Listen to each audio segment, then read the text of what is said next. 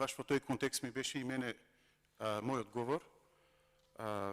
Се согласувам со вас дека треба сите заедно да работиме на исполнување на одредени услови. За жал, условот за влез во Уставниот суд е таков каде што мора да има и една личност, уставен судија, кој што ќе биде од турската националност.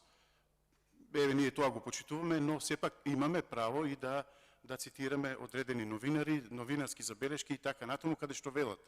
Немам ништо против националности, но имам против неквалитет.